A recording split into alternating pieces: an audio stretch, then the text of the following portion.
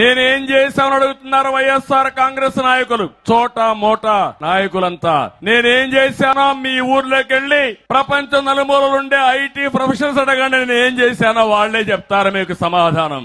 ఒక రాజకీయ పార్టీ, ఒక నాయకుడు మనం చేసిన దాని వల్ల మంచి ఫలితాలు వచ్చి ప్రజల జీవితాల్లో వెలుగొస్తే దానికంటే బాధ లేదు, దానికంటే ఆనందం ఉండదు. మొన్నే మీరు చూశారు, నాకు కష్టం వచ్చింది. ఒక ఆంధ్రప్రదేశే కాదు, వేరే రాష్ట్రాల్లో 80 దేశాల్లో నాకు సపోర్ట్ గా ముందుకొచ్చారంటే, నేను బ్రతికుండంగానే అందరూ నాకు సహకరించారంటే, నేను చేసిన పనులు నెమరు వేసుకున్నారంటే దానికంటే ఏం కావాల తమ్ముళ్ళు అని మిమ్మల్ని అడుగుతున్నా.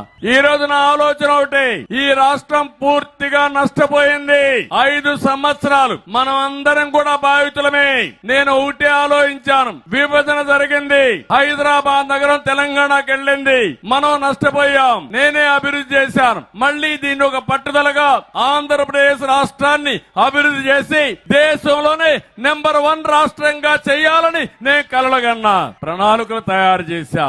అదే అమరావతి, అదే పోలవరం నదుల అనుసంధానం, అదే పెట్టుబడులని తీసుకొచ్చాం. నేను అడుగుతున్న ఈ 5 సంవత్సరాల్లో బెదిరించి కబ్జాలు చేసి ఎక్కడికక్కడ తరిమేసే పరిస్థితికి వచ్చాడు. అందుకే నేను కూడా బాధితుడిని, అవునా కాదా అని మిమ్మల్ని అడుగుతున్నా. అందుకే ఒకే మాట చెప్తున్నా, మీరు ఎన్ని మాట్లాడినా మళ్ళా 5 కోట్ల ప్రజానికానికి న్యాయం జరిగే విధంగా ఈ రాష్ట్రాన్ని, తెలుగు కమ్యూనిటీని ప్రపంచంలోనే నెంబర్ 1 స్థానంలో పెట్టే బాధ్యత నేను తీసుకుంటున్నాను.